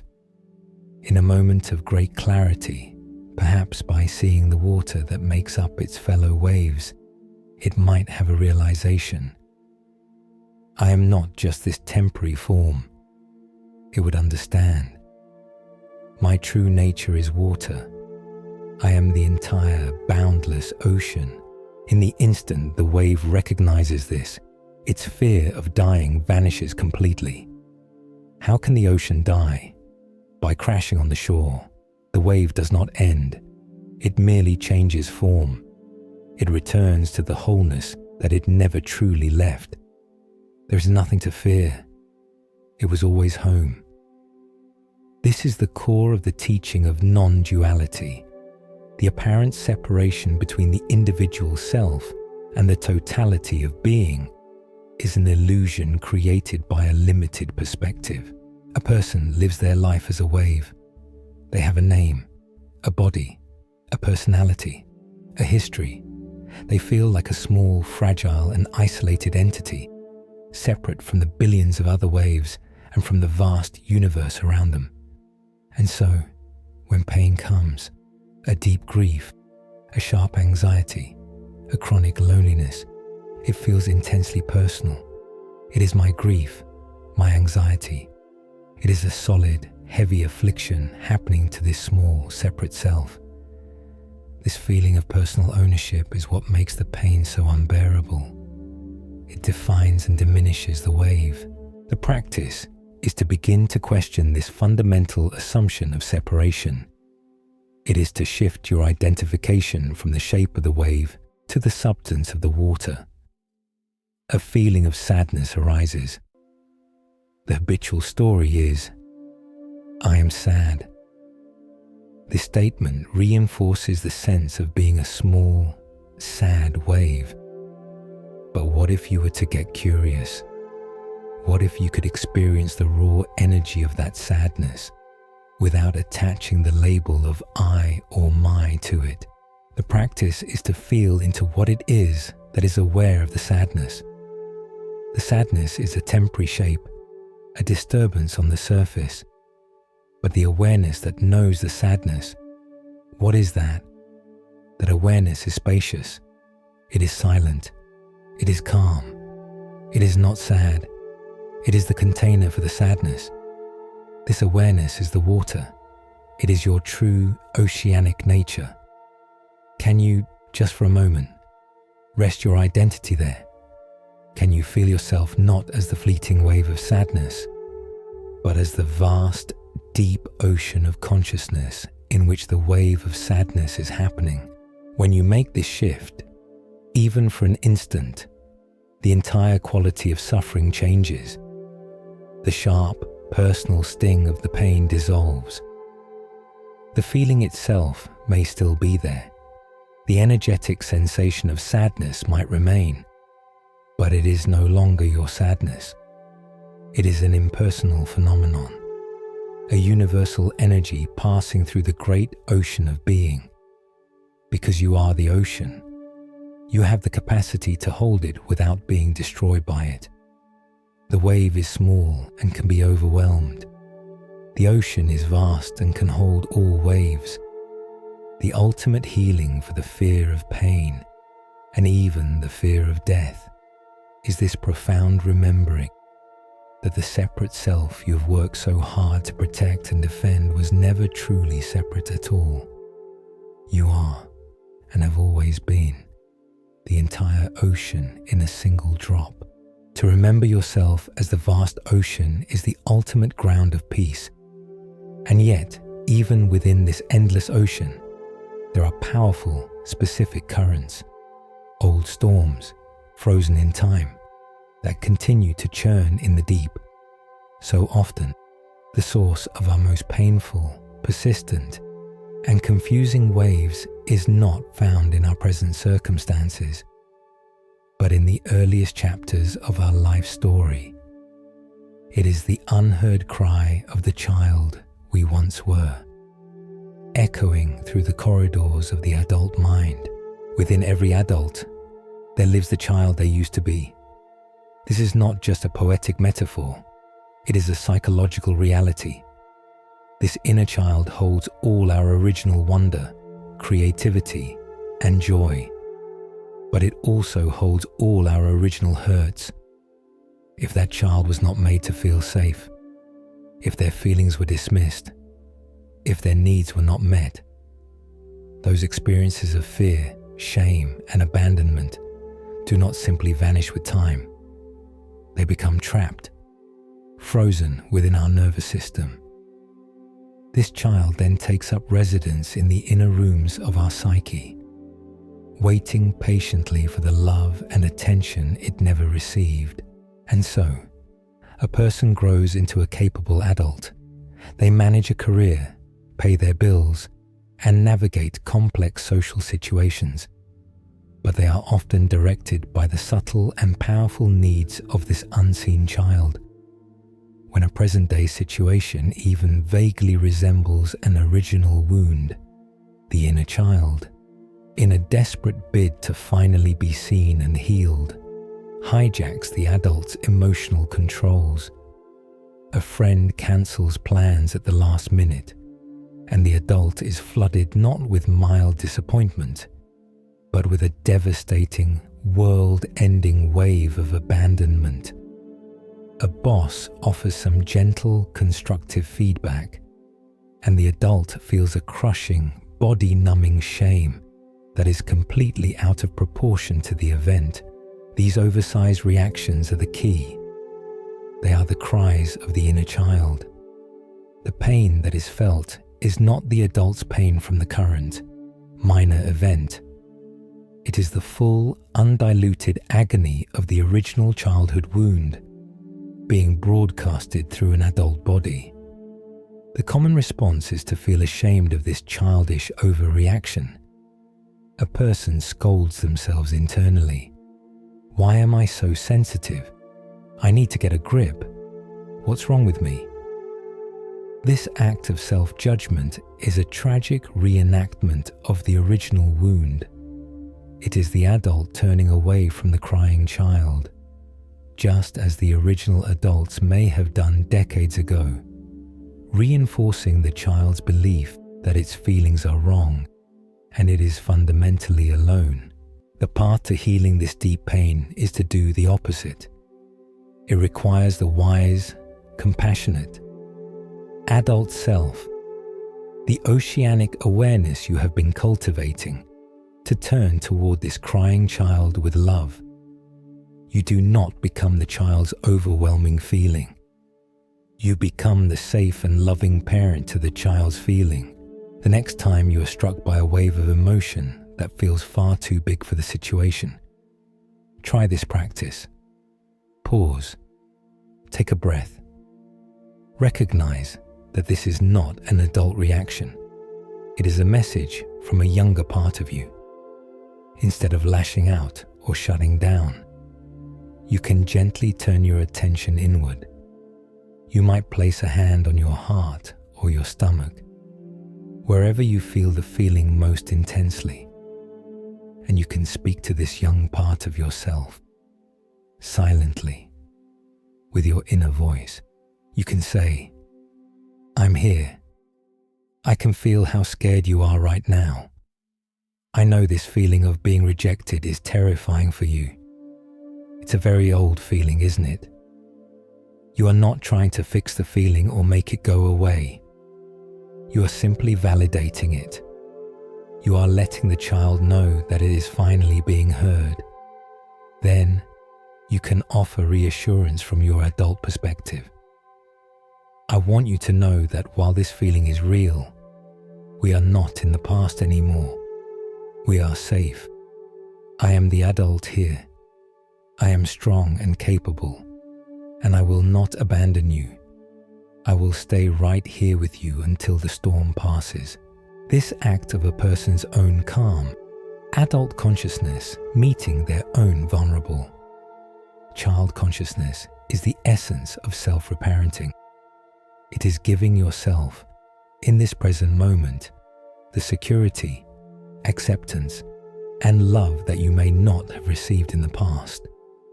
It is using the vast, steady calm of your own ocean to soothe its own most tender and turbulent wave.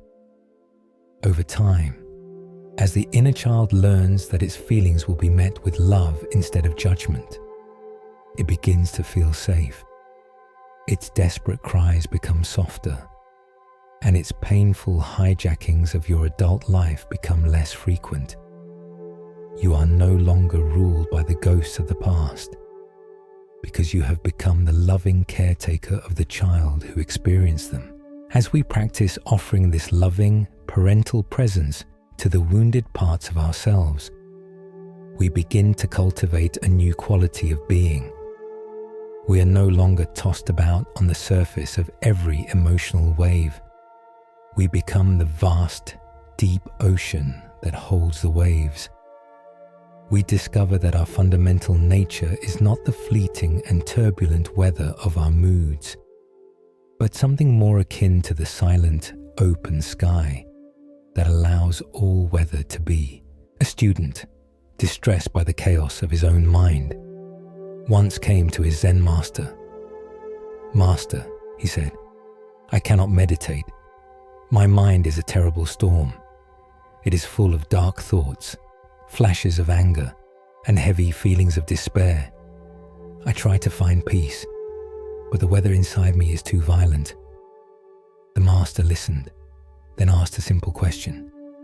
"Does a thundercloud ever stain the sky?" The student paused, considering this. "No," he replied. "The storm passes, and the sky is as blue and clear as it was before." The master nodded. "And does a beautiful sunset," he asked, "make the sky permanently beautiful?" "No," said the student. "The colors fade, and the sky becomes dark, ready for the stars." The master smiled gently. "You have been trying to control the weather. Stop trying. The work is to realize that you are not the cloud. You are the sky." This is one of the most powerful and accessible pointings to the nature of awareness. Your mind, your consciousness, is like the sky. Its fundamental qualities are vastness, openness, and a deep, silent clarity. It is always present, unchanging and serene, holding everything within it. The thoughts, feelings, emotions, memories, and physical sensations that arise within you are like the clouds. They are transient weather patterns. Some clouds are dark and menacing thunderheads, a surge of rage, a painful memory, a deep-seated fear. Other clouds are light and wispy, a fleeting pleasant thought, a happy daydream.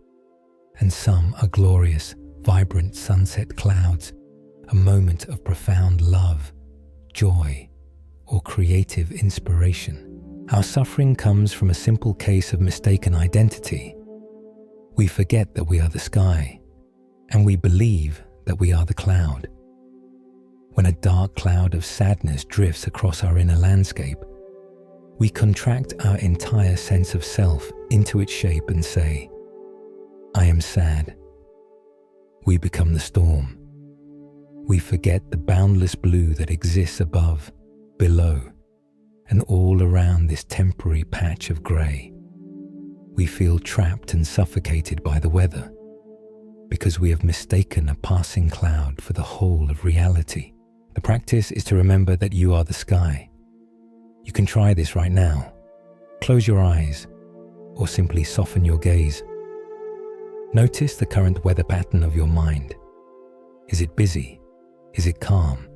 Is it cloudy or clear? Do not judge it. Do not try to change it. Simply observe it, as if you were a meteorologist noting the day's weather. Now, make a subtle shift in your perspective. Imagine that your true self, your core of awareness, is not this weather, but the vast, infinite sky that is holding it. Feel into the qualities of this sky. Feel its boundless space. It has no edges, no beginning and no end. Feel its profound stillness, the deep silence that lies behind the sound of the wind or the rumble of thunder. Feel its utter stability. The sky does not get pushed around by the clouds. It is their silent, unmoving witness. From this spacious, sky-like perspective, you can now watch the clouds of your experience as they arise and pass away. A thought about something you need to do tomorrow appears. See it as a cloud drifting into view. You can acknowledge its presence without climbing onto it and being carried away. A feeling of tightness in your shoulders. It is another cloud, a formation of sensation. You can allow it to be there, noticing its texture and temperature, knowing that you, the sky, are infinitely larger than this small cloud of sensation. A dark, heavy feeling of loneliness may appear on the horizon. Instead of contracting around it and becoming it, you can hold it in the vast, compassionate embrace of your sky-like awareness. You can let it be, knowing that like all clouds, it too will eventually change its shape and drift on. This practice does not instantly stop the storms, but it completely changes your relationship to them. You are no longer a helpless victim of your mental weather. You are the calm, spacious, and indestructible sky that holds it all. You find a place of deep peace and equanimity that is not dependent on the clouds being beautiful or pleasant. Your peace comes from the recognition of your own boundless nature. And knowing you are the sky, you are no longer afraid of the rain. To know yourself as the sky that holds all clouds is to see the nature of those clouds with perfect clarity. They gather, they drift, they merge, they dissipate. They are all, without a single exception, in a constant state of change. They are impermanent. In a culture that prizes permanence and fears endings, this universal truth is often seen as life's greatest tragedy. But in the deep wisdom of the spiritual traditions, this law of ceaseless change is understood as a profound and liberating gift. There is a story of a Zen master who had a favorite teacup. It was a beautiful, delicate piece of porcelain, and he used it every day. His students could see how much he cherished it, and they worried, knowing how easily such a fragile object could be broken. One day, a student gathered the courage to ask him, "Master, you teach us about non-attachment, yet you seem to love that teacup so much. Aren't you afraid of the day it will break?" The master smiled and picked up the cup, holding it in the light. "To me," he said softly, "this cup is already broken. I know that its future is to inevitably be shattered. And because I live with the truth that it is already broken, I am completely free to enjoy its fragile beauty in this moment." This is the radical acceptance of impermanence, or anicca, one of the cornerstones of Buddhist thought. It is not a pessimistic philosophy. It is a simple, direct observation of reality. Everything is in flow. Your body is changing with every breath. Your thoughts are a ceaseless river. The seasons turn. Stars are born and die. Nothing is static. The universe is not a collection of nouns. It is a single, unfolding verb. Our suffering arises not from the fact of this change, but from our resistance to it. We try to grasp and hold on to the pleasant moments, like trying to cup water in our hands. We try to build walls to push away the unpleasant moments. Both efforts are a struggle against the fundamental nature of reality, a struggle that is doomed to exhaust and disappoint us. Freedom is found not in fighting the current, but in learning to swim with it. And this freedom is a two-sided gift. The first side is the gift it offers in times of pain. when you are in the grip of a powerful emotional storm, a period of deep grief, a spike of terrifying anxiety, a heavy blanket of despair, the experience often feels solid, permanent, and all-encompassing. A voice in the mind whispers, "This is your new reality. This feeling will never, ever end." This belief in the permanence of pain is what makes it truly terrifying. The practice of impermanence is a lifeline in this storm. It is the gentle, truthful voice that whispers back, "This, too, shall pass." This is not a denial of the pain's reality or its intensity. It is a loving reminder of its nature. Like every storm cloud that has ever been, this one will also exhaust its energy and dissipate. Like every winter, this season of the soul will eventually give way to spring. This knowledge does not necessarily stop the rain, but it gives you the strength to endure it, knowing that the clear blue sky, your true nature, is waiting patiently behind the clouds. The other side of the gift is what impermanence brings to our moments of joy. A person experiences a moment of profound happiness, a perfect sunset, a celebration with loved ones, a feeling of deep, restful peace. The common habit of the mind is to immediately cling to it, and in that clinging, to feel the shadow of its inevitable end. The thought, "I don't want this to be over," arises, and it poisons the present beauty with a fear of future loss. But the wisdom of the broken teacup offers another way. By fully accepting that the moment is fleeting, you are invited to inhabit it more completely. Knowing that the sunset will fade, you watch its colors with more focused awe. Knowing that the celebration will end, you listen to the laughter of your friends with more open-hearted attention. You savor the taste of the tea more deeply because you know the cup is already broken. The knowledge of impermanence does not diminish joy. It concentrates it.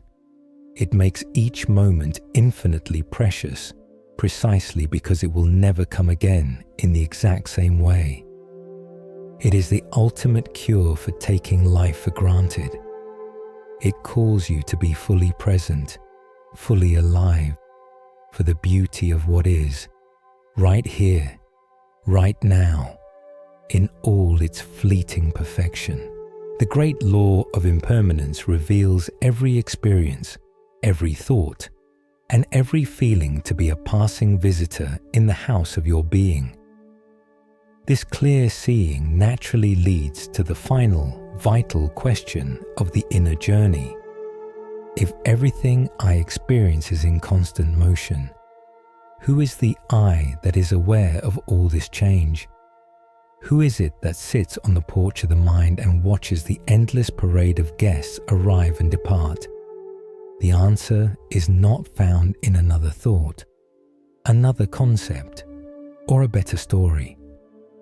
It is discovered in the stillness that precedes all stories. It is the direct, intimate recognition of the silent witness. This witness is the final destination of all our metaphors. It is the calm audience member in the theatre of the mind. It is the deep, steady current of the river that is unmoved by the boats on its surface. It is the vast, open, changeless sky that holds all weather. It is the screen, and your life is the movie being projected upon it. The screen is never harmed by a battle scene, nor is it improved by a love scene. It is the pristine, impartial ground that allows the entire story to unfold. This witness, this pure awareness, is your true and ultimate nature. It does not judge. It does not strive. It does not have a preference. It simply, effortlessly, and lovingly is aware. The rest of this journey is an invitation to move from thinking about this witness to resting as this witness. So, for these next few moments, let go of any effort to understand. Let go of the need to do anything at all. Your only task now is to be aware. Begin by bringing your awareness to the world of sound. Without labeling or identifying, simply listen. Notice sounds that are close to you and sounds that are far away. Notice the silence between the sounds. These sounds are constantly changing, appearing and disappearing in your field of hearing. Now, can you become aware of the awareness itself? Can you sense the silent, still, listening presence within you that is effortlessly receiving all these sounds? The sounds come and go. The listening presence remains. Rest as the silent listener. Now, gently guide your attention from the outer world to the inner world of your body. Become aware of the field of physical sensation. Feel the gentle, rhythmic movement of your breath. Notice the points of contact your body is making with the surface beneath it. Feel the temperature of the air on your skin. You may notice areas of comfort, and you may notice areas of discomfort. These sensations are all temporary clouds, drifting through the sky of your body. Now, can you sense the vast, silent field of awareness in which all of these bodily sensations are appearing? This awareness is not tense. It is not relaxed. It is simply aware.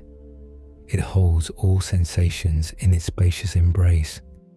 Rest as this field of embodied awareness. Sooner or later, thoughts will drift into this space. Let them. Do not treat them as intruders. See them as more clouds drifting through the vast sky of your mind. A thought about the past may appear. A thought about the future may follow. You do not need to climb onto them. You do not need to push them away. Simply watch them float by, acknowledging them without engagement. Notice their transient, insubstantial nature. Now, can you take one final gentle step back? Can you shift your attention from the thoughts themselves to the awareness that is aware of the thoughts? This awareness has no words. It has no opinions. It has no agenda. It is the silent, empty, peaceful space in which all thinking happens. This is the silent witness. This is you. This is your true home. It is not your personality. It is not your body. It is not your history or your problems. It is the pure, untroubled consciousness that has been present for every single moment of your life, watching silently and lovingly from behind your eyes. It was there when you were a child. It is here now. It will be here at your last breath. It was never born, and it can never die. There is nothing you need to do to achieve it. There is nowhere you need to go to find it. You have simply to stop, be still, and recognize what has been here all along. Rest in this knowing. Rest as this peace. You are home. To rest as the silent witness, to know yourself as the sky, is to find the ultimate sanctuary. It is the discovery of a peace that does not depend on the weather of your life. But this discovery is not an endpoint. It is the true beginning. The final stage of this path is not to remain forever on the silent mountaintop of meditation, but to learn how to bring the stillness of the mountain down into the bustling, noisy marketplace of your daily life. In the old Zen tradition, after the long journey of seeking, the sage who has found true peace does not disappear into a cave. He returns to the village. He walks among the people with open, helping hands. He looks ordinary. He shops for his food. He laughs with children. He feels the warmth of the sun and the chill of the rain. He's fully engaged in the messy, beautiful, and unpredictable business of being human. But inwardly, something is completely different. He is in the world, but he is no longer owned by it. He is free. This is the final step. Integration. It is learning to live your human life, but from the vast, peaceful ground of your true nature. So, as this journey comes to a close, you are invited not to cling to the stillness, but to allow it to naturally infuse the life you are about to return to. You will still have a body, a personality, a name, a history. You are still a wave, but you will never again forget that you are also the ocean. You will return to the theater of your mind, but you will remember that you are the audience, not just the actor on the stage. You will see the boats of thought and feeling on the river of your mind, but you will know yourself to be the deep, steady current of the river itself. When life's inevitable first arrows strike, you will have the wisdom and the space not to fire the second arrow of self-recrimination. You will meet the difficult moments of your life not with the rigid resistance of the oak tree that shatters, but with the supple, yielding grace of the reed that bends and survives. You will begin to see your own past wounds not as shameful flaws to be hidden, but as the kintsugi seams of your own unique story, traced in the gold of self-compassion and wisdom. You walk through the world with open hands, no longer needing to desperately grasp for pleasure or violently push away pain, because your fundamental well-being no longer depends on them. Your peace comes from the sky, not the weather. This is not a magical transformation into a perfect, flawless being. There will still be difficult days. There will be clouds in your sky. There will be pain and loss. But it will no longer have the power to define you, to consume you. The background of your life is no longer a low hum of anxiety or a desperate striving for something more. The background has become silence. It has become peace. The journey was never about fixing a broken self, but about tenderly removing the layers of false belief that obscured the whole, perfect self that was here all along. You were not a problem to be solved. You were a truth to be realized. So now, as you rest in this quiet space, begin to feel the gentle pull of the world again. Feel the weight of your body, the air on your skin, the distant sounds of the waking world. Know that you can carry this stillness with you. It is not fragile. It is the most resilient and powerful part of you. You can meet the next moment and the next day, not with fear, but with a quiet, open curiosity, ready to engage with life from a place of deep and unshakable peace. Your peace was never lost. It was only overlooked.